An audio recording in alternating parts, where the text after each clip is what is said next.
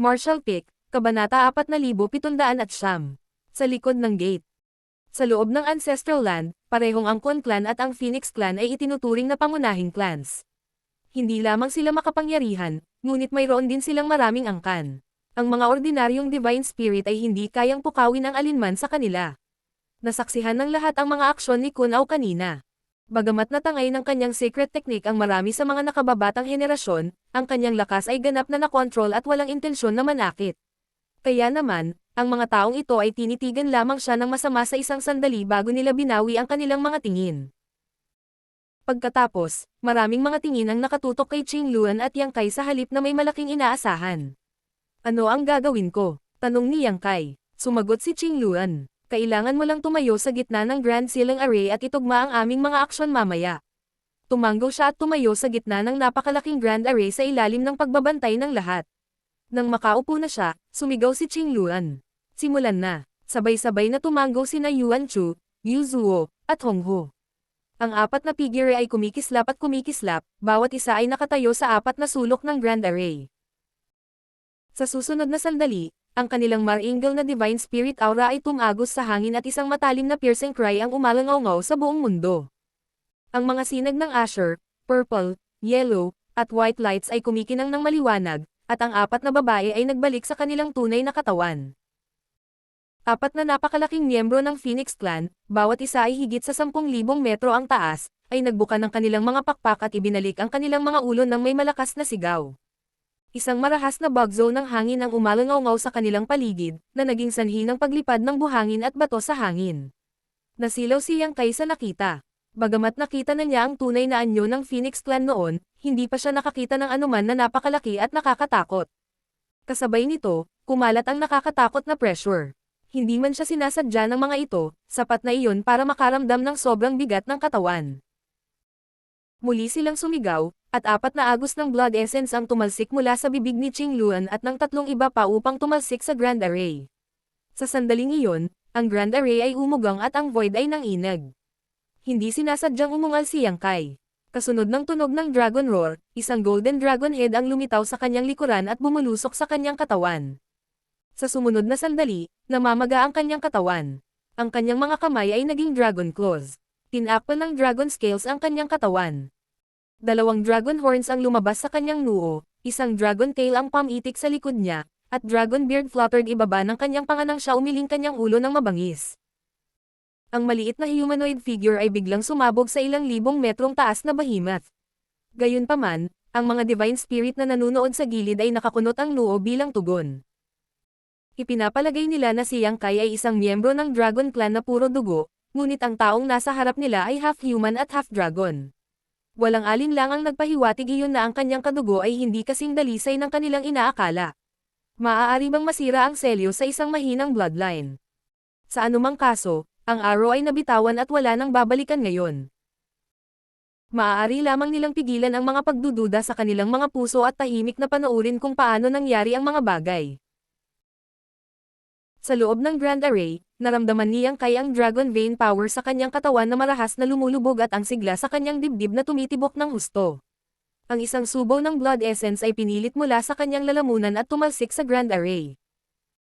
Matapos ang Grand Array ay pasiglahin ng Blood Essence ni Qing Luan at ng iba pa, ang mga ilaw ay kumikislap ng walang katapusang. Sa pagdaragdag ng Dragon Blood ni Yang Kai, ang liwanag ay nagliwanag ng mas maliwanag kaysa dati. Maraming pattern sa loob ng Grand Array ang lumiwanag at pinagsama-sama upang maging isa. Higit pa rito, ang dugo ng Dragon at Phoenix na Nozprey sa buong Grand Array ay umiikot-ikot sa loob ng mga pattern nito, tulad ng isang uri ng buhay na bagay. Sa paglipas ng panahon, ang ilusyon na multo ng isang mabigat na hanay ng mga gate ay lumitaw sa kalangitan sa itaas ng Grand Array. Ang mga kahangahangang pintuan ay nakatayo sa kalangitan sa pagitan ng langit at ng lupa. Walang bakas ng mga pintuang ito noon pa man, at hanggang sa sandaling ito ay nahayag ang mga ito sa lahat ng kanilang kaluwalhatian. Marami sa mga Divine Spirit ang tumangalan na may nasasabik na mga ekspresyon sa kanilang mga mukha. Ang Demon Ceiling Land ay hindi isang restricted area at marami sa mga nakababatang henerasyon ng mga Divine Spirit ang gustong magtanim dito. Karamihan sa mga nakatatandang henerasyon ng mga Divine Spirit ay nagsiyasat din sa lugar na ito sa nakaraan, ngunit anuman ang kanilang pagkakakilanlan, walang sino man ang nakatuklas ng anumang bakas ng gate na ito noon. Magkagayunman, ang gate na ito ay lumitaw nang ang dragon at phoenix blood ay naghalo sa isa't isa. Sa madaling salita, malaki ang posibilidad na masira ang selyo. Ang suliranin na nagpahirap sa mga divine spirit sa ancestral land sa loob ng hindi mabilang na mga taon ay sa wakas ay nagpapakita ng mga palatandaan ng paglutas. Paanong hindi sila sabik at nasa sabik? Sa paglipas ng panahon, lalong naging matatag ang tarangkahang nakatayo sa langit. Ito ay halos parang ito ay talagang umiral. Gayunpaman, nakikita ng lahat na ang gate ay hindi isang solidong nilalang, ngunit ang pagpapakita ng mahusay na enerhiya. Ito ay ang selyo mismo. Ang nakapaloob sa likod ng tarangkahan ay ang mga lihim na nakatago sa ancestral land sa hindi mabilang na henerasyon. Pagkaraan ng isang oras, ang liwanag na nagniningning mula sa Grand Array ay unti-unting nagpakita ng mga palatandaan ng lumalalang dim, gayunpaman, ang mga tarangkahan ay hindi nagpakita ng mga palatandaan ng pagbukas kahit kaunti. Sumigaw si Kun Ao, Qingluan, hindi ito sapat. Nang marinig ang mga salitang iyon, iniluwa ni Qingluan at ng tatlong iba pa ang isa pang subo ng blood essence habang nasa gitna ng Grand Array, ganoon din ang ginawa ni Yang Kai. Ang liwanag ng Grand Array na bahagyang kumupas ay agad na muling nabuhay sa buong kaluwalhatian nito. Ang dalawang puwersa ay nag-intertwined at nagkasalubong sa loob ng Grand Array, na kumakalat patungo sa mabibigat na tarangkahan tulad ng mga baging. Malinaw na naramdaman ng mga divine spirit na ang dalawang puwersa ay walang iba kundi ang bloodline powers ng Dragon Clan at ng Phoenix Clan. Tila may isang pares ng malalaking di nakikitang mga kamay na nagtutulak sa mabibigat na tarangkahan. Kasabay ng langit-ngit na tunog na umalangaw-ngaw sa buong mundo, ang mabibigat na pintuan ay dahan-daang bumukas ng isang siwang. Ang mga mata ni Kun Ao at ng iba pang mga divine spirit ay agad na lumiwanag sa pananabik habang sila ay nakatitig sa gate. Lubhang purong puwersa ang lumabas mula sa puwang na nagbukas, ito ay ancestral strength. Sadyang wala sa mga divine spirit ang nakadama ng pagkakaroon ng napakalakas na ancestral strength sa maraming taon. Kaya, hindi nila napigil ang makaramdam ng init at protektado ng bomb alot sa kanila ang puwersa. Nakatayo sa gitna ng Grand Array, mas malinaw na naramdaman ni Yang Kai ang mga pagbabagong ito. Sa ilalim ng pagpapasigla ng puwersang iyon, naramdaman niya ang kanyang dragon vein power na kumukulo sa galit. Ang kanyang bloodline ay nagiging dalisay sa bilis na kanyang madetect. Ang pinakakapansin-pansing pagbabago ay ang kanyang malaking katawan na orihinal na umabot sa mga limitasyon nito ay lumaki muli at ang bloodline sa kanyang katawan ay sumambulat tulad ng dagandong nang lumaragas ang ilog. Bumukas ang mabigat na gate sa napakabagal na bilis. Umabot ng mahigit isang oras para lang mabuksan ang isang bitek na hindi hihigit sa 3 daliri ang lapad. Malinaw na higit pa sa bloodline power mula sa Dragon at sa Phoenix clans ang kailangan para masira ang selyo. Pinilit ni Qingluan, Yang Kai, at ng iba pa na ilabas ang kanilang blood essence upang pasiglahin ang kapangyarihan ng Grand Array. Pagkaraan ng 3 araw, halos nabuksan na ang mga tarangkahan, at hindi magtatagal ay masira ang selyo. Sa kasamaang palad, nagsisimula ng maabot ni Yang Kai ang kanyang mga limitasyon. Ang pagpapakawala ng selyo na ito ay nangangailangan ng pagkonsumo ng kanyang blood essence, at ang gayong pagkonsumo ay napakalakas na nakakasira sa kanyang sigla. Kung ikukumpara kay Qingluan at sa iba pa, ang kanyang bloodline ay hindi mas malakas kaysa sa isang juvenile dragon noong una. Ang kanyang kadugo ay maaaring sapat na dalisay, ngunit hindi niya kayang tiisin ang pagkonsumo. Bukod dito, si Qingluan at ang iba ay may 4 na tao na nagtutulungan habang siya ay nag-iisa. Ang konsumo na naranasan niya ay 4 na beses kaysa kay Qingluan at sa iba pa. Sa sandaling ito, napakaputla ng kanyang kutis at maging ang kanyang malaking figure ay tila nanginginig at hindi tumatag, na parang anumang oras ay maaaring mag-collapse. Walang duda na natuklasan din ni Kun Ao ang katotohanan ito. Paminsan-minsan ay sumulyap siya sa gate bago niya ibalik ang tingin kay Yang Kai. Isang hindi maipaliwanag na liwanag ang kumislap sa kaibuturan ng kanyang mga mata. Natural na napansin ito ni Qingluan at sumigaw. Huwag mo nang isipin iyon, Kun Ao. Kung may mangyari sa kanya, hinding-hindi sisirain ng 4 Phoenix Pavilion ang selyo. Namula ang mukha ni Kun Ao sa mga salitang iyon, ngunit hindi nagtagal ay tumawa na lang siya. Nag-overthink ka sa mga bagay-bagay, Qingluan.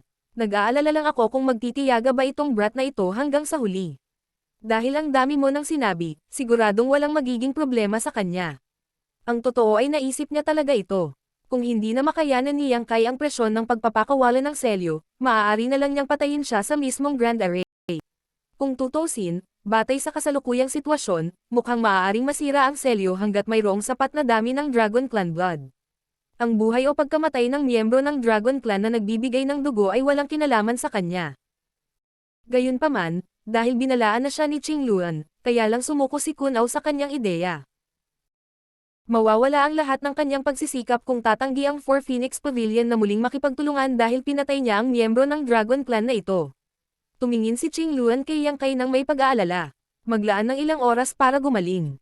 Walang pagmamadali, tahimik na tumango si Yang Kai at naupo sa gitna ng Grand Array ng walang palm. Tahimik niyang inactivate ang kanyang secret technique at galit na nilamon ang ancestral strength na bumubuhos mula sa seal. Ang kanyang pangangatawan ay pumipilipit habang kasabay nito, ang kanyang bloodline ay patuloy na nagiging dalisay at dalisay. Maging ang kanyang half-dragon form ay nakaranas ng malaking paglaki.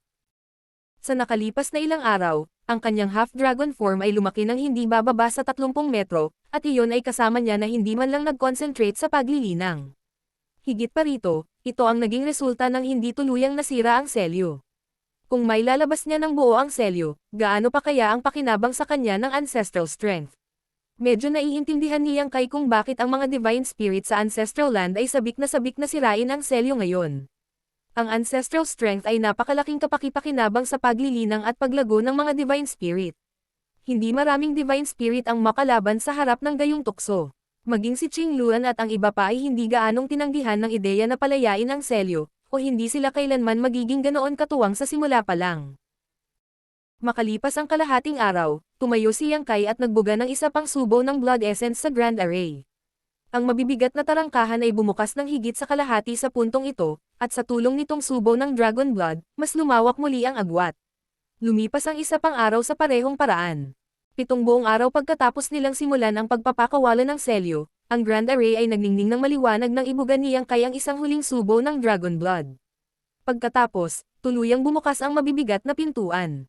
Agad na bumagsak si Yang Kai sa lupa, ang kanyang napakalaking half-dragon form ay mabilis na lumiit upang muling magbago sa kanyang human form. Mabilis na inilabas ni Qing Luan at ng iba ang kanilang tunay na pagbabago sa katawan at sumugod sa kanyang tabi upang tulungan siyang makatayo. "Kumusta ang pakiramdam mo?" tanong ni Yuan Chu. Si Yang Kai ay kasing putla ng isang kumot, ngunit dahan-dahan siyang umiling. "Nakaubos lang ako ng sobrang lakas. Hindi naman ito malaking problema." Tumango si Qing Luan. "Hanggat hindi mo nasira ang iyong pundasyon." Pagkasabi niyon ay tumingin siya sa gate. Binuksan ang mga tarangkahan, at ang saganang ancestral strength ay bumubuhos mula sa kanila. Magkagayunman, pagdating ng oras, ang lahat ng mga divine spirit ay nakatayo lang doon ng walang paggalaw. Walang sino man ang nag-aagawan na maging unang pumasok sa mga tarangkahan, pagkatapos ng lahat, walang nakakaalam kung ano ang naghihintay para sa kanila. Lumingon si Kun Ao sa likuran niya. Sa direksyon na iyon, isang figure ang humakbang pasulong na may nakakatakot na ekspresyon sa kanyang mukha. Ito ay walang iba kundi si Cheng Yang, na natisod sa ancestral land habang tinutugis sina Yang Kai at si Yalin lang. Wala pa siya noong sumugod ang mga divine spirit dito kanina at walang nasabi kung kailan siya nakarating sa lugar na ito. Nang ang lahat ng divine spirit sa paligid ay lumingon sa kanya, naramdaman niya ang paninikip ng kanyang balat sa pangamba, kahit na siya ay nasa 8th grade heaven opening realm. "Huwag mong kalimutan ang ipinangako mo sa akin, Kun Ao." Mabangis na sigaw ni Cheng Yang. Ngumiti si Kun Ao. "Oo naman. Hihilingin ko kay Kun Yu na ay escort ka palabas ng ancestral land pagkatapos nito. Hindi ka makakaalis sa ancestral land nang walang escort ng divine spirit." Malamig na bamantong hininga si Cheng Yang. Hinding-hindi siya papayag sa mga kahilingan ni Kun Ao kung hindi dahil sa kagustuhan niyang umalis sa ancestral land. Kasalukuyan lang siyang naninirahan sa ilalim ng kanilang mga ambi, kaya't wala siyang ibang magagawa kundi ang yumuko sa kanilang kagustuhan. Tumangala sa mabibigat na tarangkahan, iginuhit ni Cheng Yang ang kapangyarihan ng kanyang miniature universe upang balutin ang kanyang katawan. Pagkatapos, pumailan lang siya sa langit at bumulusok sa mga tarangkahang iyon upang mawala sa paningin. Matapos makita ang palitan na ito, paanong hindi napagtanto ng mga divine spirit na ipinadala ni Kun Ao si Cheng Yang upang subaybayan ang daan. Ang Bright Sun Divine Monarch ay nasa 8th grade heaven opening realm, kaya kahit na ang sitwasyon sa loob ay napakadelikado, imposible para sa kanya na hindi mabuhay at bumalik na may dalang ilang kapakipakinabang na impormasyon. Sa makatuwid, ang mga Divine Spirit ay tahimik na naghintay. Wala pang isang stick ng insenso mamaya, bumalik si Cheng Yang mula sa loob ng gate. Kaya lang, sobrang mapatla ang kanyang kutis at ang kanyang aura ay lalong magulo, halos para siyang nakaranas ng matinding suntok. Martial Pick, Kabanata 4710. Ancestral Spirit Fruit. Sa ilalim ng pagbabantay ng maraming Divine Spirits, nagmamadaling lumabas si Cheng Yang sa Demon Ceiling Land. Ang kanyang kutis ay hindi kapani-pani, walang mapatla at ang kanyang aura ay magulo. May mga malabong bakas ng kaliskis na lumilitaw sa kanyang nakalantad na balat, at mabilis na tumubo ang mga kuko sa magkabilang kamay. Monster Transformation. Sigaw ni Qing Luan mula sa kinatatayuan niya sa tabi ni Yang Kai. Ang Ancestral Land ay ang pinagmulan ng lahat ng Divine Spirits, at mayroong isang kakaibang puwersa sa lupaing ito na lubhang kapakipakinabang sa pagpaparami at paglaki ng mga Divine Spirit na iyon. Gayunpaman, ang puwersang ito ay isang lason na maaaring maging nakamamatay sa mga buhay na nilalang na hindi mga Divine Spirit. Ito ay isang bagay na binanggit ni Qing Luan kay Yang Kai dati. Iyon ang dahilan kung bakit ang mga buhay na nilalang na umiiral sa Ancestral Land ay karaniwang mga Divine Spirit o ang mga may linya ng dugo ng Divine Spirit. Imposible para sa isang pure human cultivator na manatili sa Ancestral Land ng mahabang panahon dahil sa sandaling ang ancestral strength ay sumalakay sa kanilang mga katawan, malaki ang posibilidad na sila ay magdusa mula sa kakilakilabot na kahihinatnan. Ang mga kahihinatnan ay Monster Transformation. Si Cheng Yang ay isang 8th grade Heaven Opening Realm Master at ang kanyang lakas ay napakalakas. Magkagayunman, siya ay nadudurog na ng ancestral strength at nagpapakita ng mga senyales ng Monster Transformation matapos gumastos ng mas mababa sa isang insenso sa loob ng Demon Ceiling Land. Maiisip kung gaano kasaganya at katindi ang ancestral strength sa Demon Ceiling Land na kahit isang master na tulad ni Cheng Yang ay hindi makalaban. Kaya naman marami sa mga Divine Spirit ang natuwa nang makita ang kanyang kahabag-habag na kalagayan. Kung mas malakas ang ancestral strength sa Demon Ceiling Land, mas mabuti ito para sa kanila. Anong nasa loob? Tanong ni Kun Ao habang nakatingin kay Cheng Yang. Umiling si Cheng Yang habang nilalabanan ang ancestral strength na lumulusob sa kanyang katawan. Napakalawak nito. Hindi ako makapag-imbestiga ng marami, ngunit hindi ito dapat mapanganib para sa mga Divine Spirit na tulad mo. Kun Ao, kailangan kong umalis sa lugar na ito. Mas maaga mas mabuti. Bago pumasok sa Demon Ceiling Land, sapat na ang kanyang lakas na madali niyang malabanan ang pagguho ng ancestral strength ng Ancestral Land kahit na walang tigil nang initian siya nito. Ngayong nahulog na siya sa ganitong estado, gayunpaman, ang mga sintomas ng Monster Transformation ay hindi na mababawi kung hindi siya aalis sa lalong madaling panahon. Kung hindi, siya ay magiging isang pag-iral na hindi halimaw o tao. Matalim na tinitigan ni Kun Ao si Cheng Yang na parang sinusubukang husgahan kung nagsasabi ng totoo ang huli, ngunit ilang sandali pa, sumigaw siya. Kun Yu, ang kabataang nakasuot ng puting damit na nakipag-away kay Yang Kai sa ilang pagkakataon ay nauna nang lumapit. Paalisin mo siya. Kinaway-kaway ni Kun Ao ang kanyang kamay. Kahit na siya ay isang dominanteng tao, hindi siya isang hindi tapat na tao. Oo, tinanggap ni Kun Yu ang utos at magalang na iminuwestre si Cheng Yang. Malamig na ngumuso si Cheng Yang at tumalikod para umalis. Ayaw na niyang magtagal pa sa lugar na ito. Gayunpaman, sinulyapan niya si Yang Kai nang may hindi maipaliwanag na tingin sa kanyang mga mata bago siya umalis. Tinugis niya si Yang Kai ng malalim sa Ancestral Land dahil sa World Spring. Bilang resulta, hindi lamang siya nabigo upang makuha ang World Spring, ngunit nagdala din siya ng malaking problema sa kanyang sarili. Ito ay tunay na napakamalas. Ngayong si Yang Kai ay nasa Ancestral Land, ang pagkakaroon ng World Spring ay naging isang panaginip lamang. Ang pagkakakilanlan lamang ni Yang Kai bilang isang miyembro ng Dragon Clan ay sapat na upang matakot ng husto si Cheng Yang. Kung alam niya na si Yang Kai ay isang miyembro ng Dragon Clan noon pa man, hindi sana siya nakialam sa kaguluhang ito. Matapos paalisan ni Kun Yu si Cheng Yang, sa wakas ay ibinaling ni Kun Ao ang isang gutom na tingin sa mabibigat na tarangkahan na nakabukas ng malawak sa kanyang harapan at ngumisi. Ano sa palagay ninyo? Si Cheng Yang ay nakabalik ng ligtas, na nagpapahiwatig na walang mga panganib sa loob. Sa makatuwid, ang maraming Divine Spirit ay sabik na kumilos. Halos hindi mapigilan ng ilan ang kanilang sarili sa puntong ito. Kaya lang, ang Phoenix Clan at ang Con Clan ay hindi pa nakakagawa ng anumang mga galaw, kaya hindi sila maaaring kumilos ng napakawalang ingat. Sinabi ni Qing Luan ang kanyang opinyon. Dahil nasira na ang selyo, dapat tayong pumasok sa loob at tingnan. Tumawa si Kun Ao. Kung ganoon, ang haring ito ay magpapatuloy at maghahanap ng daan para sa iyo. Kinawian niya ang kanyang kamay habang nagsasalita, pinangunahan ang mga masters ng Khon Clan na bumulusok sa mga tarangkahan at nawala sa paningin. Paano magpipigil ang iba sa mga Divine Spirit pagkatapos makita iyon? Lahat sila ay sumugod at sunod-sunod na pumasok sa mga gate, at sa isang kisap mata, tanging ang Phoenix Clan na lang ang natitira. Ibinaba ni Qingluan ang kanyang ulo upang tingnan si Yang Kai at itanong. Kamusta ka? Umiling si Yang Kai. Wala namang seryoso. Ano ang susunod mong plano? Kung gusto mong umalis, aayusin ko ang isang tao na mag-escort sa iyo palabas ng Ancestral Land. Gayunpaman, tumangala si Yang Kai sa Seal Gates at nagpahayag. Gusto kong pumasok sa loob at tingnan. Tumanggo si Qingluan. Malaki ang naitulong mo sa pagkasira ng selyo, kaya walang isyo kung gusto mong pumasok sa loob at tingnan. Gayunpaman, dapat kang sumama sa amin at hindi kumilos ng mag-isa. Naiintindihan naman nitong si Junior. Maraming salamat, Senior. Tumanggo si Yang Kai. Noon lamang pinangunahan ni Qingluan ang masters ng Phoenix Clan sa Seal Gates na may napakalaking kilig. Isang malawak na lupain ang kumalat sa harap ng kanilang mga mata sa sandaling sila ay tumuntong sa Demon Sealing Land. Sa mahigpit na pagsasalita, ang mundong ito ay hindi gaanong naiiba sa Ancestral Land, sadyang napakayaman ng ancestral strength dito. Lahat ng miyembro ng Phoenix Clan ay hindi napigil ang huminga ng malalim. Dahil sa lakas ng kapangyarihang ito, ang kanilang malinaw at nakakatusok na sigaw ay sunod-sunod na bumagsak habang ang mga makukulay na miyembro ng Phoenix Clan na may iba't ibang hugis at sukat ay nagsiwalat ng kanilang tunay na mga katawan at nagpapakapak ang kanilang mga pakpak. Kahit si Yang Kai ay hindi napigil ang magpahinga sa mental at pisikal. Para siyang isang lagalag na sa wakas ay nakauwi pagkatapos ng maraming taon na paglalakbay sa mundo. Mas mabilis ding nabawi ng nanghihina niyang katawan ang sigla nito, na pinupuno siya ng kasiyahan. Ang lugar na ito ay bahagi pa rin ng Ancestral Land. Napabuntong hininga si Qingluan habang tinitingnan ang paligid.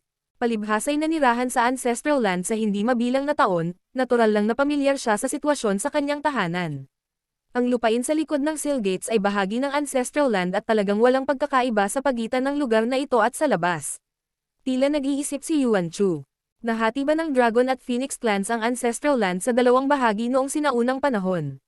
Ginawa ba nilang Demon Sealing Land ang lugar na ito? Tumanggo si Yuzuo. Iyon na siguro. Walang ibang paraan para ipaliwanag ang hindi pangkaraniwang bagay na ito.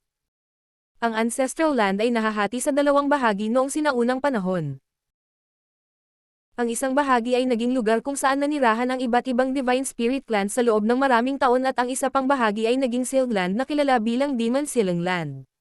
Kaya naman, hindi katakataka na ang purong ancestral strength ay dumaloy mula sa Demon Sealing Land. Ito ay dahil ang lugar na ito ay bahagi ng Ancestral Land noong una. Dahil sa iba't ibang hindi inaasahang dahilan, ang ancestral strength sa labas na kalahati ng Ancestral Land ay humihina at humihina. Maging ang reproduction at survival ng iba't ibang Divine Spirit Clans ay nahaharap sa mga isyo bilang resulta. Sa kabaligtaran, ang ancestral strength sa Demon Sealing Land ay nanatiling mahusay na napreserba. Ang mahiwagang puwersa ay mayaman at sagana. Si Cheng Yang ay pumasok sa lugar na ito sa loob ng maikling panahon, at nang bumalik siya, sinabi niya na ang loob ay napakalawak. Noong panahong iyon, walang nakaintindi sa ibig niyang sabihin dahil ang lugar na ito ay isang selyadong lupain, kaya gaano ito kalaki. Mukhang napakalaki nito ngayon. Ang iba't ibang divine spirits na pumasok sa lugar na ito kanina ay wala nang makita, na nagpapahalata na sila ay nakipagsapalaran ng mas malalim upang siyasatin ang sitwasyon. Kung walang mga panganib sa lupaing ito, hindi na kailangang mag-alala tungkol sa hinaharap ng mga divine spirits sa Ancestral Land. Mahinang sabi ni Hong Hu. Ang intensity ng ancestral strength ay napakahusay na sapat na upang matugunan ang mga pangangailangan ng paglaki at pagpaparami ng iba't ibang divine spirit clans. Kung ililipat ang Infant Phoenix Tower dito, tiyak na malulusog ang panganganak ng mga maliliit. Ang lugar na ito ay dapat kilala bilang Demon Sealing Land para sa isang dahilan, maaaring may mga panganib na hindi natin alam sa pagkukubli. Kailangan nating mag-imbestiga ng mabuti. Napanatili ni Qingluan ang isang mapagbantay na saloobin. Sa ilalim ng kanyang pamumuno, pinamunuan ni Yuan Chu, Yu Zuo, at Hong Ho ang isang pangkat ng mga clansmen at humayo sa iba't ibang direksyon. Sa kabilang banda, naglakbay lamang siya kasama si Yang Kai. Walang mga abnormalidad sa kanilang paglalakbay, ngunit nang lumingon si Qingluan upang makita si Yang Kai, nakita niyang nag-aalangan itong magsalita. Kaya, ngumiti siya at sinabi, Kung may itatanong ka, sige at malayang magsalita. Ikaw ay bahagi ng Dragon Clan, na may malalim na koneksyon sa aking Phoenix Clan. Hindi na kailangang magpa-reserve. Natawa si Yang Kai saglit bago niya sinabi. Senior, marami akong kaibigan na may mga bloodline ng Divine Spirit. Sa malayong lupain lang kami nanggaling at kung walang maayos na pamamaraan ng pagtatanim, hindi nila naresolba ang isyo ng pagtataguyod ng kanilang mga bloodline. Kaya naman, nais kong dalhin sila sa Ancestral Land pagkatapos ng mga bagay-bagay dito. Malaking tulong ang lugar na ito sa kanilang paglaki. Tatanggihan ba sila ng mga Divine Spirit sa Ancestral Land? Umiling si Qing Luan at sinabing, lahat ng Divine Spirits ay may mga kwalifikasyon para makapasok sa Ancestral Land. Iyon ay dahil ang lugar na ito ay ang pinagmulan ng lahat ng mga Divine Spirit. Kung pwede kang sumama, pwede rin yung iba. Nakapasok lang si Mie Meng sa Ancestral Land 100 taon na ang nakalilipas, at walang pamuna sa kanya para sa kahit ano. Mabilis na itinuro ni Yang Kai. Makapangyarihan si Senior Mie Meng. Napangiti si Qing Luan bilang tugon. Totoo iyan. Hindi ba malakas ang mga kaibigan mo? Ayon sa klasifikasyon ng mga Divine Spirit, lahat sila ay itinuturing na mga juvenile. Higit sa lahat, marami sa kanila ay mga miyembro ng Dragon Clan. Naunawaan kaagad ni Qing Luan ang isyo. Ang Dragon Clan at ang Kun Clan ay mahigpit na magkaaway, kaya kung isang grupo ng juvenile dragons ang papasok sa Ancestral Land, ang Kun Clan ay hindi uupo at walang gagawin. Sa oras na iyon, paano maipagtatanggol ng juvenile divine spirit na iyon ang kanilang sarili? Saglit na nag-isip si Qing Luan sa katahimikan bago nag-alok. Maaari mong ipadala sila sa Four Phoenix Pavilion. Sa pagbabantay sa kanila ng Phoenix Clan, ang Kun Clan ay hindi makakakilos ng padalos-dalos. Maraming salamat, Senior. Yumuko si Yang Kai at nagpasalamat sa kanya. Bahagya niyang ikinaway ang kanyang kamay. Wala lang. Ngunit, sa pamamagitan lamang ng pagiging malakas nila ay mapipigilan nila ang iba na magdulot ng kaguluhan para sa kanila. Tumanggo si Yang Kai. Sasabihin ko sa kanila na magtanim ng mabuti. Habang nag-uusap sila ay may biglang sumulpat na malaking puno sa abot tanaw. Ang puno ay may mga sanga na makapal ang mga dahon, at sa mayayabong na mga dahon, may ilang mga makukulay na prutas din na malabo na lang sa paningin. Napuno ng kakaibang halimuyak ang hangin.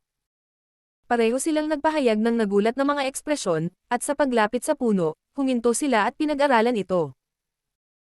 Hindi makilala ni Yang Kai ang mga prutas na ito, ngunit likas niyang naramdaman na ang mga ito ay lubos na kapakipakinabang sa kanya. Mahigpit na kumunat ang noo ni Qing Luan noong una, ngunit ilang sandali pa, tila may naalala siya.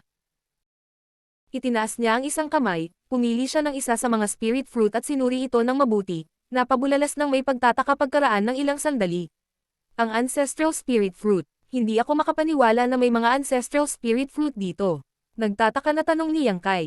Maganda ba ito? Napabuntong hininga si Qing Luan para pakalmayan ang sarili bago nagpaliwanag. Ito ay isang napakahusay na kayamanan para sa lahat ng Divine Spirit. Tulad ng alam mo, ang Ancestral Land ay puno ng isang mahiwagang puwersa na tinatawag nating Ancestral Strength. Ang puwersang ito ay lubhang kapakipakinabang sa paglaki, pagpaparami, at paglilinang ng mga Divine Spirit. Ang dahilan kung bakit ang iba ay matigas ang ulo tungkol sa pag-alis ng Demon Silang Land ay dahil ang Ancestral Strength ay patuloy na humihina. Nais nilang makahanap ng solusyon sa problema. Tumanggo si Yang Kai bilang pag-unawa. Ang mga Ancestral Spirit Fruit na ito ay naglalaman ng malaking halaga ng purong Ancestral Strength, kaya halos masasabi na ang mga ito ay isang condensed Ancestral Strength. Nagbago ang ekspresyon ni Yang Kai. Nagpatuloy si Qing Luan. Maging ang Ancestral Land na tinitirhan namin ay may mga Ancestral Spirit Fruit noong sinaunang panahon. Kaya lang, nawala ang mga Ancestral Spirit Fruit habang unti-unting hamina ang Ancestral Strength. Hindi ako makapaniwala na nag-e-exist pa rin sila sa lugar na ito. First time kong makakita ng isa. Pagtingin sa puno, idinagdag niya. Mayroon pang 8 prutas. Piliin muna natin sila. Mabilis na tumanggo si Yang Kai at umalis sa isang iglap. Ilang sandali pa, bumalik siya na may dalang 4 na prutas sa bawat kamay. Inabot ni Qing Luan ang prutas sa kamay niya at sinabing, kunin mo rin ito. Si Yang Kai ay nabigla. Natural, gusto niya ng isang bagay na kamangha-mangha gaya ng Ancestral Spirit Fruit. Gayunpaman, hindi niya akalain na ibibigay ni Qing Luan ang lahat ng ito sa kanya, kaya nagtanong siya ng may pagtataka. Senior, bakit hindi natin hatiin ang mga ito sa pagitan natin? Martial Pick, Kabanata 4711, Black Giant Spirit God. Masama ang ugali na kunin ang lahat para sa sarili. Bukod pa rito, ang mga Ancestral Spirit Fruit ay napakahalaga at tiyak na magiging kapaki-pakinabang din kay Qingluan. Si Qingluan, gayunpaman, ay ngumiti lang at sinabing, kunin mo sila. Kung gaano kalayo ang pagsulong ng aking bloodline, hindi na ito makakatulong sa pagkain ng isang Ancestral Spirit Fruit o dalawa. Ito ay katulad ng paglaki ng isang tao sa Heaven Opening Realm. Kung mas mataas ang grado ng isang tao, mas magtatagal para dahan-daang maipan ang lakas ng isang tao. Ngayong nabuksan na ang Demon Silang Land, hindi magkukulang ang Ancestral Land para sa Ancestral Strength sa hinaharap. Ang aking paglilinang ay hindi magiging isang problema salamat doon. Sa kabilang banda, ang iyong bloodline purity ay may malaking puwang para sa paglaki. Ang mga Ancestral Spirit Fruit na ito ay magiging lubhang kapaki-pakinabang sa iyo. Kung ganoon, hindi ako tatayo sa seremonya. Maraming salamat, Senior. Masayang inalis ni Yang Kai ang mga Ancestral Spirit Fruits. Pagkatapos ay nagpatuloy sila. Maingat na tumingin si Yang Kai sa paligid, umaasang makakita pa ng mga Ancestral Spirit Fruits. Sa kasamaang palad, kahit para sa rehiyong ito ng Ancestral Land na nabuklod ng hindi mabilang na mga taon, ang mga Ancestral Spirit Fruit ay hindi isang bagay na matatagpuan sa lahat ng dako. Bukod sa puno ng prutas kanina, hindi nakahanap ng iba ang magkasintahan kahit gaano pa kalayo ang kanilang narating. Habang lumalalim sila sa lupain, parehong natukoy ni Yang Kai at Qingluan ang isang hindi pangkaraniwang pangyayari. Ang Ancestral Strength sa lupaing ito ay tila ginagabayan ng ilang hindi kilalang puwersa upang magtagpo sa isang tiyak na direksyon. Ang mga palatandaan ay hindi masyadong halata noong una silang pumasok sa Demon Silang Land, kaya walang nakapansin kaagad. Gayunpaman, ang mga palatandaan ay naging lalong halata habang sila ay nakipagsapalaran ng mas malalim sa lupaing ito. Bahagyang nakaramdam ng pangamba, nagsimula silang maglakbay sa direksyong iyon. Makalipas ang halos isang oras, pareho silang hindi sinasadyang pumikit ng bahagya. Sa abot ng kanilang nakikita, isang napakalaking kadena ang nakaunat sa malayo, tumagos ng malalim sa kawalan, at nawala sa paningin. Ang kadena ay daan-daang libong kilometro ang haba at napakakapal na mas malapit itong kahawig ng isang bundok. Ang mas nakakagulat ay ang kadena na ito ay hindi isang aktwal na solidong bagay, ngunit sa halip ay ang pagpapakita ng purong enerhiya. Bukod dito, ang aura na nagmumula sa mga kadena na iyon ay lubos na pamilyar kina Qingluan at Yang Kai. Matapos makarating sa dulo ng chain at tahimik na aiskan ito saglit, nagbago ang ekspresyon ni Yang Kai. Senior, ang chain ba na ito ay ganap na binubuo ng Ancestral Strength? Malakas na tumango si Qingluan na may seryosong ekspresyon. Talaga. Humugat ng malalim na hininga si Yang Kai. Napakalakas ng Ancestral Strength sa Demon Silang Land. Kung ikukumpara sa Ancestral Land sa labas, ito ay kasing iba ng gabi at araw, at ngayon ay may isang malaking kadena na ipinakita mula sa Ancestral Strength sa harap nila. Hindi nila nasaksihan ng sarili nilang mga mata ang tanawing ito, hindi sila mangangahas na maniwala na posible ito. Noong sinaunang panahon, hinati ng Dragon at ng Phoenix Clans ang Ancestral Land at tinatakan ang Demon Silang Land. Hindi pa banggitin, ang Ancestral Strength ay nabago sa mga tanikala na ito. Anong mga lihim ang nakatago sa lugar na ito, at ano ang pinipigilan ng kadena na ito? Tumingin si Qingluan sa direksyon kung saan lumawak ang kadena at ang kanyang malalim na titig ay tila nabasag sa kalawakan, gayunpaman, kahit na sa kanyang malakas na paningin, hindi niya makita kung ano ang nasa kabilang dulo ng kadena. Sa abot ng kanyang paningin, ang kabilang dulo ng kadena ay nababalot ng makapal na ulap na hamarang sa kanyang paningin. Tingnan natin. Nang walang ibang pagpipilian, inilabas niya ang kanyang kapangyarihan upang balutin si Yang Kai bago mabilis na pumunta sa direksyong iyon. Inabot ng 2 buong oras bago sila makarating sa harap ng isang behemoth. Nakatayo sa himpapawid, ang dalawa sa kanila ay nakatitig ng blanko sa napakalaking figure sa harap nila na may pagkagulat. Ang behemoth ay may humanoid figure at isang malinaw na kalbo na ulo. Nakaupo sa lupa, siya ay naging kamukha ng isang dakilang Diyos. Higit pa rito, maraming kadena ang tumatagos sa kanyang dibdib. Ang kadena na nakita ni Qingluan at Yang Kai kanina ay isa lamang sa mga kadena, at mayroon talagang 15 iba pa. Sa sandaling ito, maraming Divine Spirit ang nakarating na sa lugar na ito. Tulad ni Qingluan at Yang Kai, malinaw na nakipagsapalaran sila sa Demon Silang Land, napansin ng isa sa 16 na chain, at sinundan ito para imbestigahan ang sitwasyon. Marami sa mga Divine Spirit ang nagbago sa kanilang tunay na anyo, ang kanilang malalaking figure ay mula sa 1,000 metro hanggang mahigit 10,000 metro ang taas, ngunit lahat sila ay tila hindi gaanong mahalaga tulad ng mga langgam sa harap ng behemoth na ito. Lumipad sila sa paligid ng higanti na parang kumpol ng mga langaw at lamok. Isang giant spirit god, bulong ni Yang Kai. Ang behemoth sa harap niya ay isang giant spirit god, ngunit itong giant spirit god ay ibang-iba ang hitsura sa giant spirit god, si Ada, na nakilala niya sa labas ng Star Boundary noong nakaraan.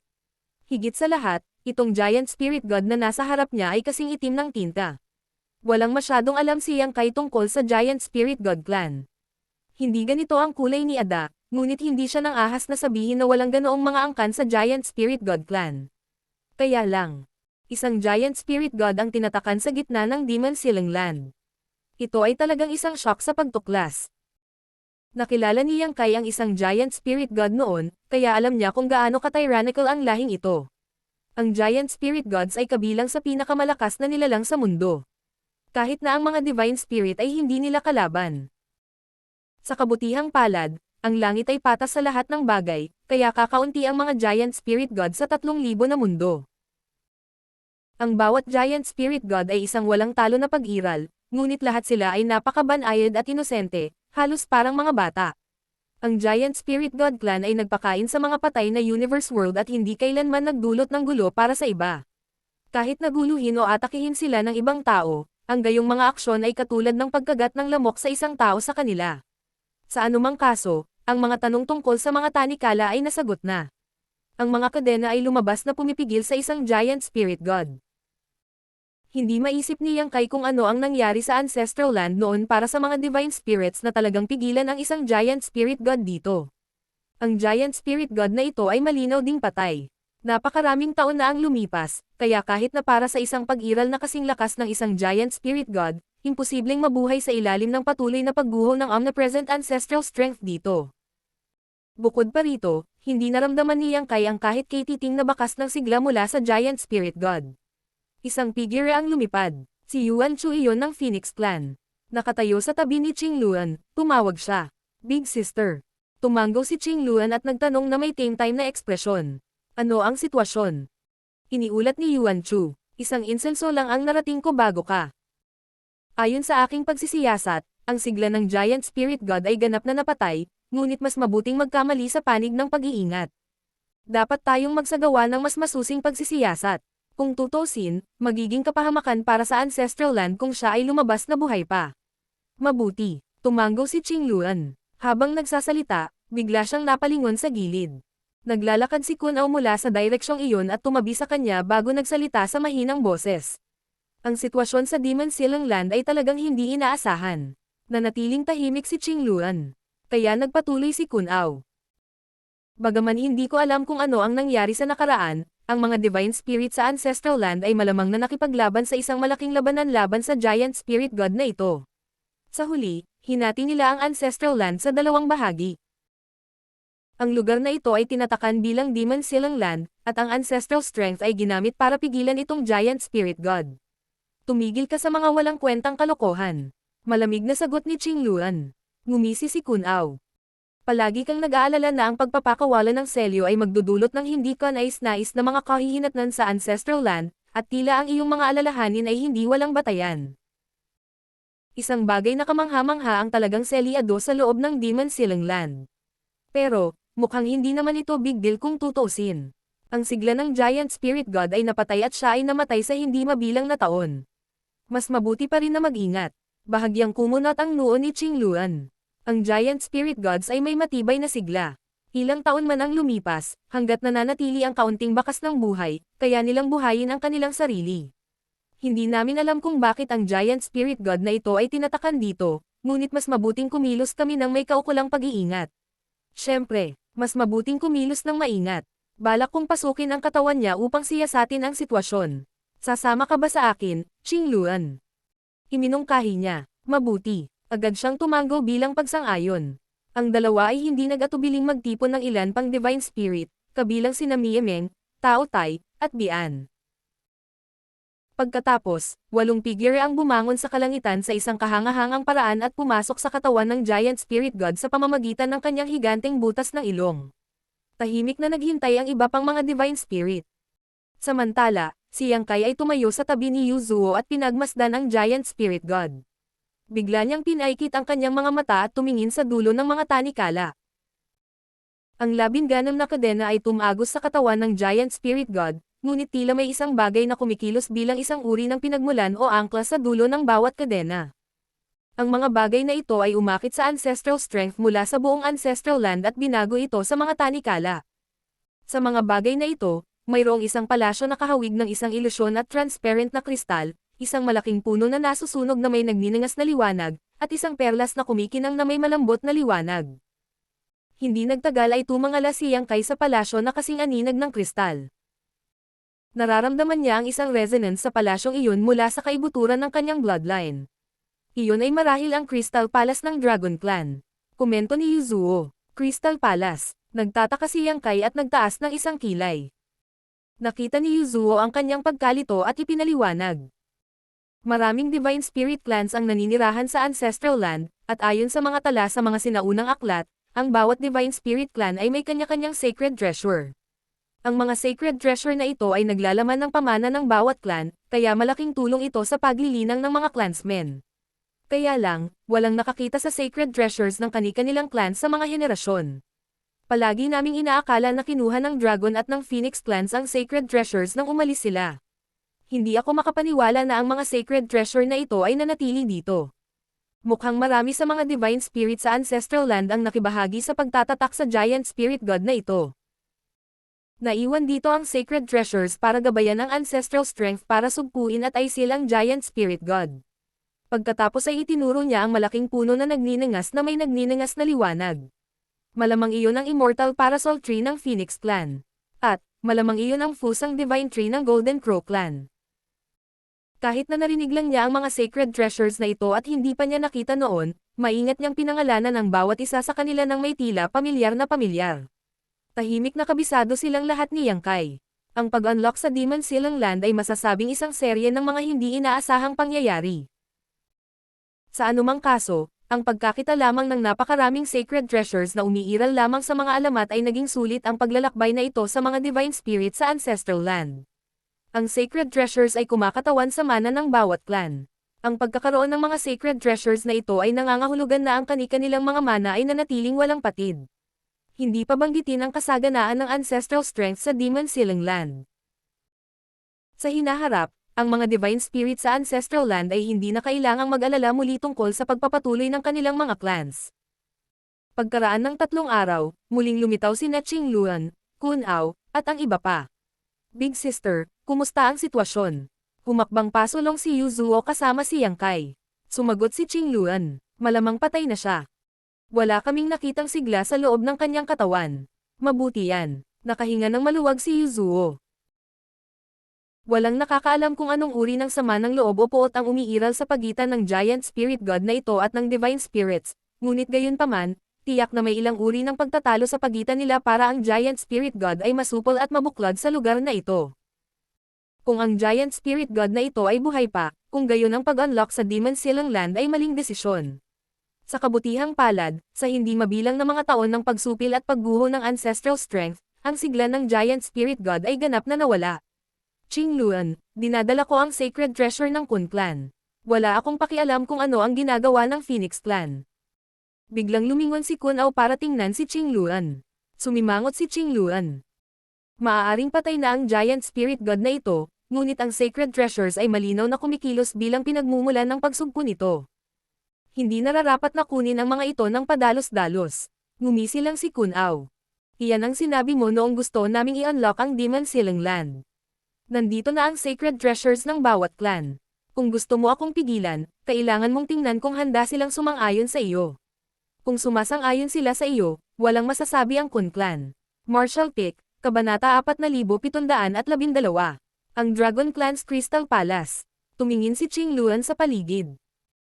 Nang makilala niya ang mga tingin ng lahat ng divine spirits mula sa iba't ibang clans, paanong hindi niya malalaman na ang kanilang mga iniisip ay katulad ng kay Kun Ao. Hindi niya masisisi ang mga ito sa ganoong pag-iisip. Hindi lamang napakahalaga ng sacred treasures sa kani-kanilang clans, ngunit matagal na rin silang nawala. Ngayong natagpuan na ang sacred treasures, wala nang dahilan para iwanan na lang sila sa lugar na ito. Kung ang Giant Spirit God ay mayroon pa ring natitirang sigla sa kanya, ang Divine Spirit sa Ancestral Land ay hinding-hindi maglalakas loob na aliwin ang gayong mga kaisipan. Gayunpaman, Ito ay nakumpirma na ang pinigilan na Black Giant Spirit God ay patay na sa posibleng maging siya. Sayang ang pag-iwan ng sacred treasures dito. Pagkatapos ng ilang sandali ng katahimikan, bumantong hininga siya. Bahala ka, pero mag-ingat ka. Mahirap kahit para sa makapangyarihang Phoenix Clan na sumalungat sa opinyon ng publiko. Dahil hindi nila mapigilan ang mga tao, maaari lamang nilang payagan ang kalikasan na kunin ang landas nito. Ang mga Divine Spirit ay labis na natuwa nang marinig ang mga salitang iyon. Nagmamadaling pumunta sa lokasyon kung saan matatagpuan ang kani-kanilang sacred treasures, mabilis nilang sinimulan ang pagsasaliksik ng paraan para makuha ang mga ito. Narinig lamang nila ang mga sacred treasures na ito sa mga alamat ngunit hindi pa nila nakita ang mga tunay na artikulo noon, kaya natural lang na hindi nila alam ang paraan para makuha ang kani-kanilang sacred treasures. Magkagayunman, sila ay makapangyarihang mga Divine Spirit, kaya ang pag-iisip ng isang paraan ay hindi dapat maging napakahirap. Hindi gumalaw ang Phoenix Clan. Ang Immortal Parasol Tree ay nasunog ng maliwanag, tulad ng Flames of Nirvana na binabanggit lamang sa mga alamat. Gayunpaman, hanggat walang sinasabi si Qing Luan, walang nang-ahas na kumilos ng padalos-dalos. Hindi ka ba titingin? Biglang lumingon si Qing Luan kay Yang Kai. Kanina pa nakatitig si Yang Kai sa Crystal Palace, kaya nang marinig niya ang tanong nito, hindi niya maiwasang magtanong sa kanya. Pwede ba? Bahagyang ngumiti si Qing Luan. Ikaw lang ang miyembro ng Dragon Clan sa Ancestral Land. Kung hindi ka pupunta, sino ang pupunta? Kung gayon, titingnan ko. Napakamot si Yang Kai sa kanyang ilong bago kumislap ang kanyang figure at sabik siyang sumugod patungo sa Crystal Palace. Hindi nagtagal bago siya nakarating sa harap ng Sacred Treasure. Ang pagtingin sa Crystal Palace mula sa malayo ay nagbigay sa kanya ng impresyon na ito ay talagang inukit mula sa kristal. Ito ay isang pinagsama-samang istruktura na napakaganda, at ito ay mas nakamamanghang kapag nakita mula sa malapitan. Kahit na nakita ni Yang Kai ang Crystal Palace sa unang pagkakataon, nakatitiyak siyang ang Crystal Palace ay may kaugnayan sa Dragon Clan. Iyon ay dahil may hindi maipaliwanag na koneksyon sa pagitan ng kanyang bloodline at ng Crystal Palace. Ilang beses siyang umikot sa Crystal Palace, ngunit nakalimutang pumasok, ni hindi niya mahanap ang pasukan. Ang palaisipan ay nag-iwan sa kanya na napakamot ng ulo sa pagkalito ng ilang sandali. Tumingin siya sa paligid niya, nakita niya ang iba pang mga Divine Spirit na nagbubuga ng kanilang blood essence para pinuhin ang kani-kanilang sacred treasures, kaya mabilis niyang ginaya ang mga ito. Pagkaraan ng isang buong araw, sa wakas ay nagawa niyang pinuhin ang isang bakas ng Crystal Palace. Agad na lumabas ang isang pinto mula sa perpektong walang putol na Crystal Palace na may bahagyang pag-iisip, at mabilis siyang pumasok sa loob. Nang pumasok siya sa Crystal Palace, naramdaman niyang Kai na parang balot ng init ang buong katawan niya. Ito ay isang hindi maipaliwanag na pakiramdam ng kaginhawaan. Bukod dito, ang intensity ng ancestral strength sa loob ng Crystal Palace ay maraming beses na mas malaki kaysa sa labas.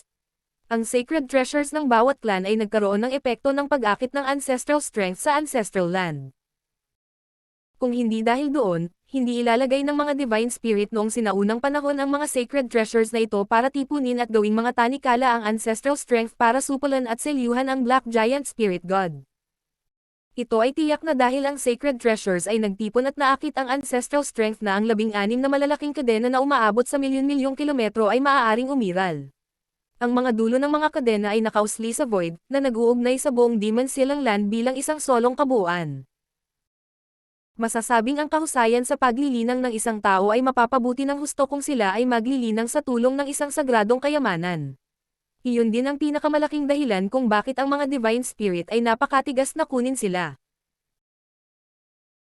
Hindi kaagad nagsimulang mag-cultivate si Yang Kai kahit na siya ay nasa loob ng Crystal Palace, ngunit gayunpaman, ang mayaman at masaganang ancestral strength ay patuloy na bumuhos sa kanyang katawan at isinama sa kanyang bloodline upang mapahusay ang power ng kanyang dragon vein.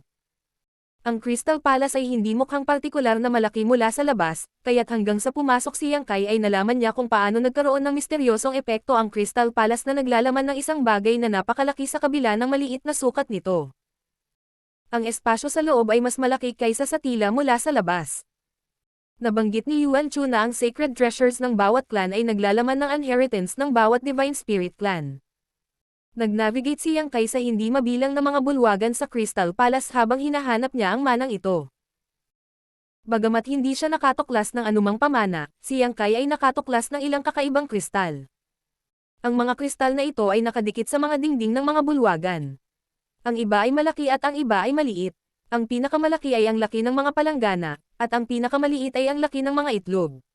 Marami sa kanila. Sa simula, hindi sila pinansin ni Yang Kai, sa una ay iniisip na sila ay mga dekorasyon lamang. Hanggang sa lumakad siya sa ilang bulwagan ay napagtanto niyang may mali. Kung sila ay mga dekorasyon lamang, hindi sila magiging kasiya siya o random na inilagay. Sa makatuwid, pansamantala niyang sinira ang isa sa mga kristal. Pagkatapos ng maingat na pagsusuri, nakagawa siya ng isang nakakagulat na pagtuklas. Ang mga kristal na ito ay dalisay, condensed ancestral strength. Isang ancestral spirit crystal. Hindi alam ni Yang Kai kung talagang umiiral ang ancestral spirit crystals, ngunit ang mga kristal na nasa harap niya ay talagang karapat-dapat sa pangalang ancestral spirit crystals. Pagkatapos ng lahat, ang kanilang pag-iral ay halos kapareho ng mga tanikala na pumipigil at nagbuklod sa giant spirit god sa labas. Sa hindi mabilang na mga taon, ang Crystal Palace ay patuloy na umaakit at binago ang ancestral strength sa ancestral land sa mga tanikala upang sugpuin at selyuhan ang giant spirit god. Kaya lang walang mga miyembro ng Dragon Clan na naglilinang sa loob ng Crystal Palace, kaya ang ancestral strength na natipon sa loob ng Crystal Palace ay walang mapupuntahan. Kaya naman, kapag ang ancestral strength sa lugar na ito ay naging puspol sa isang tiyak na antas, ang enerhiya ay magiging mga ancestral spirit crystal na naiwan. Ito ay ang parehong konsepto ng kapanganakan ng spirit saint crystals.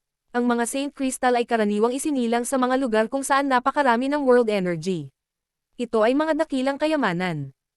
Ang ancestral strength ay isang enerhiya na kakaiba sa ancestral land, kaya halos imposibleng mahanap sa labas ng ancestral land. Magkagayunman, imposible para sa kanya na manatili sa ancestral land magpakailanman nang hindi umaalis. Medyo nag-alala si Yang Kai tungkol sa kung paano niya mapapahusay pa ang power ng dragon veins na ito pagkatapos niyang lisanin ang ancestral land. Sa kabutihang palad, walang dapat ikabahala tungkol sa mga ancestral spirit crystal na ito. Nasaan man siya, mapapahusay niya ang kanyang bloodline sa pamamagitan ng pag-asa sa mga ancestral spirit crystal na ito. Tuwang-tuwa si Yang Kai, kaya hindi na siya mapakali na hanapin ang mana ng Dragon Clan. Ang pag-aani ng ancestral spirit crystals sa lalong madaling panahon ay mas mahalaga. Ang hindi mabilang na ancestral spirit crystals ay namuo sa mga dingding at maging sa mga sahig ng bawat bulwagan sa loob ng palasyo. Dahil doon, naging abala si Yang Kai ng ilang oras. Nakakolekta siya ng hindi bababa sa 1,000 ancestral spirit crystal sa lahat ng laki. Ang pinakamalaki sa kanila ay umabot sa laki ng isang malaking tangke ng tubig. Iniisip ang tungkol sa sacred treasures na pagmamayari ng iba pang divine spirits, ngumiti si Yang Kai at tumawa. Tila ang sacred treasure lang ng Dragon Clan ang isang palasyo.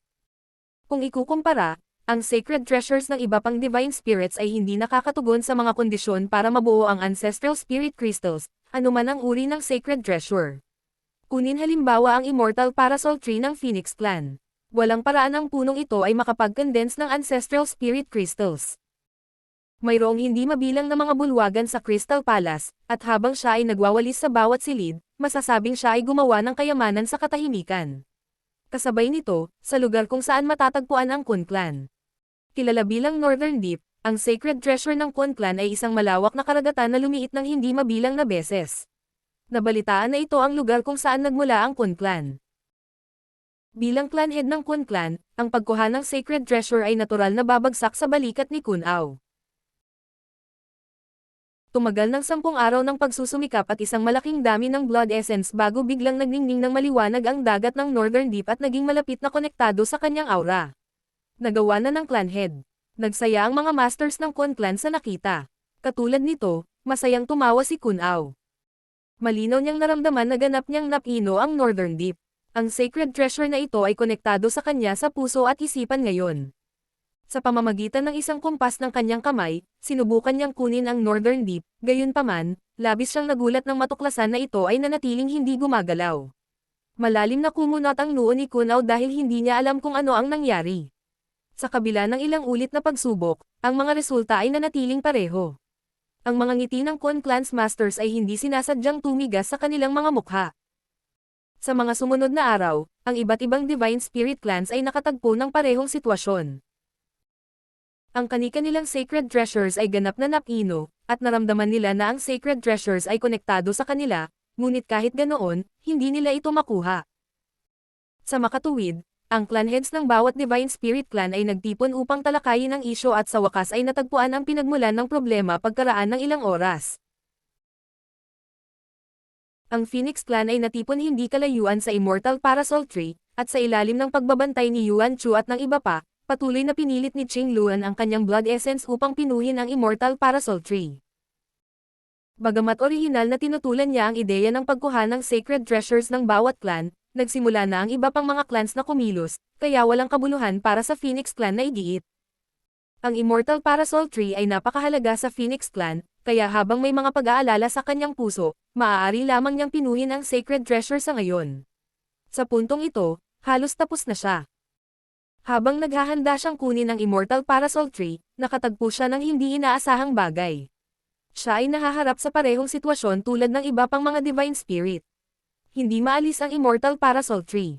Ang 16 na Sacred Treasures ay matagal nang naging isa, kaya maaari lamang silang alisin bilang isang set. Kailangan nating pinuhin ang lahat bago natin sila maalis. Paliwanag ni Kun Ao habang naglalakad siya sa malayo. Iyon ang naging conclusion na naabot niya pagkatapos ng iba't ibang talakayan kasama ang iba pang clan heads. Agad na nagpakita ng pangunawa si Qing Luan. Noong sinubukan niyang kolektahin ang Immortal Parasol Tree kanina, may kakaiba siyang naramdaman. Pakiramdam nito ay may iba pang puwersa ng paglaban na nagmumula sa kanyang paligid at pumipigil sa kanya sa pagkolekta ng Immortal Parasol Tree.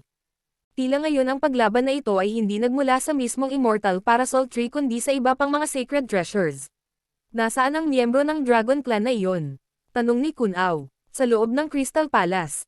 Habang nagsasalita, sumulyap si Qing Luan sa Crystal Palace. Ang natitira sa Sacred Treasures ay pino, kaya ang natitira na lang ay ang Crystal Palace. Kailangan niyang magmadali, nagkibit-balikat si Qing Luan. Walang silbi na sabihin mo sa akin iyon. Kung ganoon, ako na mismo ang magsasabi sa kanya. Pagkatapos sabihin iyon, tumalikod si Kun Ao at tumungo sa direksyon ng Crystal Palace. Ilang sandali pa ay tumayo siya sa labas at sumigaw. Young Dragon, lumabas ka na. Hindi mapigilan ni Qing Luan na mag-alala, kaya sumunod siya. Nang marinig niya ang mga salitang iyon ay napangiti siya. Sa kasamaang palad, hindi matalinong magdulot ng hindi pagkakaunawaan kay Kun Ao sa isang bagay na napakaliit. Sa loob ng Crystal Palace, iniimbak ni Yang Kai ang lahat ng Ancestral Spirit Crystals sa kanyang miniature universe. Nakakalungkot lang na hindi niya nakita ang pamana ng Dragon Clan pagkatapos niyang galugarin ang kabuuan ng Crystal Palace. Kaya hindi niya maiwasang mag-isip kung mali ba ang mga chismis. Gayunpaman, ang Crystal Palace mismo ay isang hindi kapanipaniwalang kamangha-manghang artifact. Pagkatapos ng lahat, ito ang Sacred Treasure ng Dragon Clan. Ang item na ito ay ilang ranggo na mas mataas kaysa sa Heavenly Sword Palace sa mga tuntunin ng kalidad. Sinubukan ni Yang Kai na pinuhin ang Sacred Treasure, at ang kanyang bloodline ay nakatanggap ng pag-aproba ng Crystal Palace, na nagpapahintulot sa kanya na buksan ang mga pinto nito. Sadyang hindi sapat ang kanyang lakas upang tunay na pinuhin ang Sacred Treasure. Kapag sinubukan niya, ang kanyang pag-unlad ay napakabagal. Batay sa kanyang pagtatantya, aabutin siya ng ilang dosina hanggang 100 taon upang ganap na pinuhin ang Crystal Palace, kung magagawa niya ito. Ito ay may kaugnayan sa kanyang kadugo. Bagaman ito ay dalisay, ito ay hindi sapat na malakas. Isa lang siyang juvenile dragon, kaya natural lang na mangangailangan siya ng mahabang panahon para pinuhin ang Sacred Treasure. Sa nakikitang hindi niya mapino ang Sacred Treasure sa ngayon, hindi nag-abala si Yang Kai sa paghihirap sa ideya. Ito ay hindi bilang kung ang Crystal Palace ay maaaring pumunta kahit saan. Hindi pa huli para sa kanya na bumalik upang pinuhin ang Sacred Treasure sa sandaling mapahusay pa niya ang kanyang bloodline. Aalis na sana siya, narinig niya ang sigaw ni Kun Ao. Tumangala siya para lang makita sina Kun Ao at Qing Luan na nakatayo sa labas ng Crystal Palace, magkatabi. Ang Crystal Palace ay sobrang misteryoso. Nakatayo sa loob ng palasyo, ang kanyang paningin sa labas ay hindi naharang sa anumang paraan. Kitang-kita niya ang lahat sa labas ng palasyo mula sa kinatatayuan niya. Sa kabilang banda, ayon sa mga reaksyon ni Kun Ao at Qing Luan, hindi nila siya makita.